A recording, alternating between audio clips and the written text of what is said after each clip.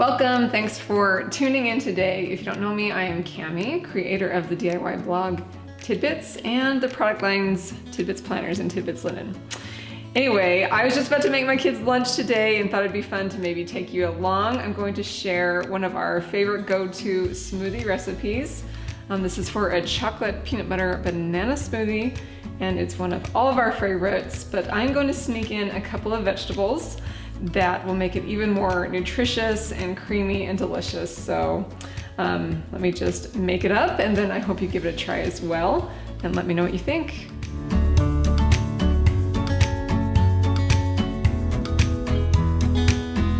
All right, so I'll just talk about the ingredients as I put them in. First up, I've made up some homemade cashew milk with my Almond Cow. I talked about that in another video. Typically I use almond milk, but I was out of almonds, so I had cashews, but that's what I love about the Almond Cow is I can make up whatever nut milk that I have, and don't feel like you have to have a nut milk for this smoothie recipe. You can use just regular cow's milk, you can use water, whatever your family tolerates or likes best. So I'm gonna do this for probably one serving, which is about a cup of liquid. That's maybe like one adult serving, but I also find that I can divide it up between my 4 kids. I actually just use these small little bowls, and we make them into smoothie bowls usually is what they prefer. Just some options, but this is about technically one serving size. All right, so you just start with the liquid base, and then I'm going to want to put in the frozen ingredients. I like to use frozen fruits and veggies so that I don't have to use ice and water it down. So the base of this recipe are frozen bananas because they add the sweetness and also the thickness. So I like to freeze them in halves just about when they're a little, just about overripe. Then I just stick them in a bag and freeze them. During this time of year, we make smoothies a lot, so I'll typically buy extra bunches and then freeze them. All right, so that's the fruit. Now the veggies that I'm putting in here are really interesting, but really fun. So I use frozen zucchini, and I have a bag here of frozen cauliflower. They are so mild that no one really notices that there's veggies in there. Now I don't technically hide this from my kids. They know I'm putting vegetables in their smoothie. They're actually happy about that because they don't love to just eat veggies raw or steamed. So for them, they feel like they get the veggie servings that they know that their body should have, and they don't have to technically taste the veggie taste. So this frozen zucchini is a great filler in smoothies in any recipe. I just kind of quarter them and cut them and then freeze them.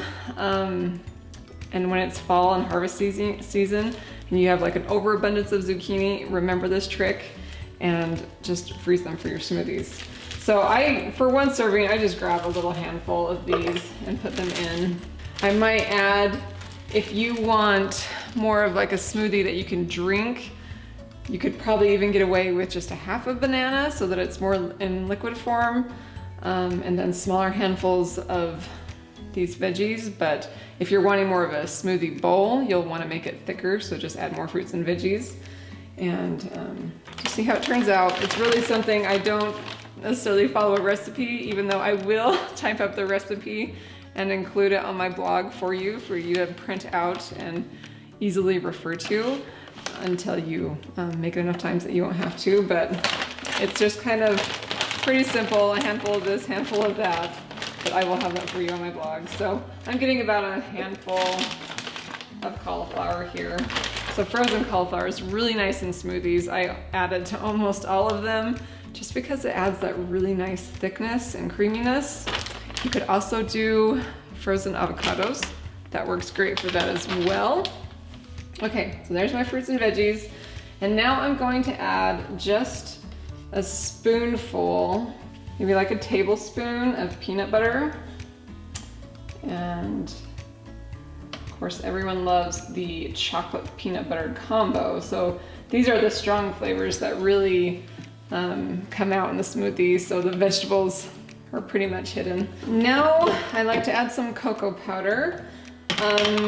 I do a generous 2 tablespoons of cocoa powder.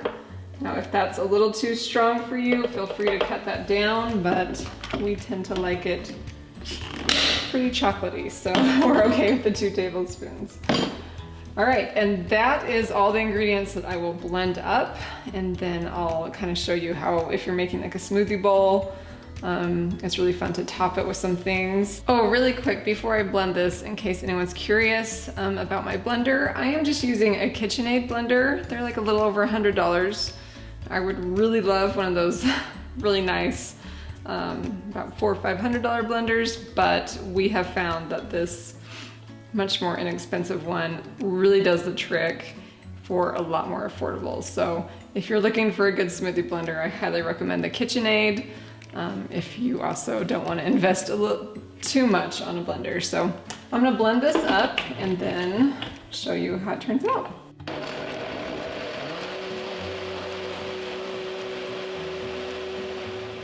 All right, this came out just about perfect thickness, I think. It's great for a nice smoothie drink or for a smoothie bowl. I'm just gonna dish these up for my kids right now. And just remember, if you make it up and you find that you want it to be a little thicker, throw in another banana, some more cauliflower. If it's a little too thick, maybe for your blender or for a drink, go ahead and add some more milk to it. Really, it's quite versatile. And I don't know about you, but smoothies are like a go-to for us for breakfast, lunch, dinner, snacks. We basically have 2 seasons in our home, and that's soup season and smoothie season. So I'm gonna be making a lot of them, and I would love to share. I do have another one on the blog. It's a pumpkin smoothie bowl. It is delicious, definitely another go-to for us. But if this was interesting to you at all, you let me know in the comments, and I'll be sure to share some of our other favorite smoothies that really just pack in the fruits and veggies for us during these warmer months. So it's pretty great.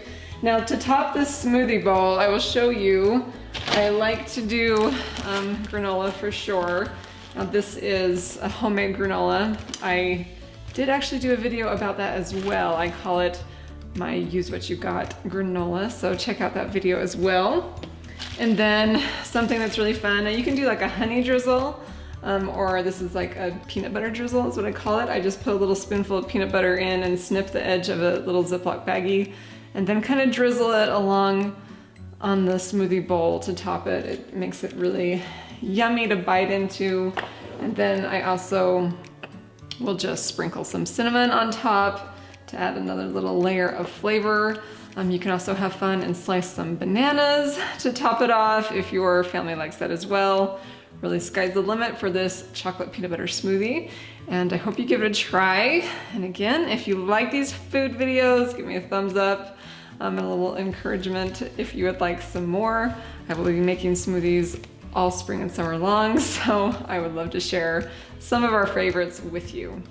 Anyway, thank you for joining me again today. I will be back at some home projects. We're actually working on some garden planter boxes that I'm really excited to share with you soon. So make sure you're subscribed to my YouTube channel and my email newsletter so that you just stay up to date on all of our DIY projects and apparently smoothies. So anyway, I hope you have a wonderful day, and I will talk to you next week.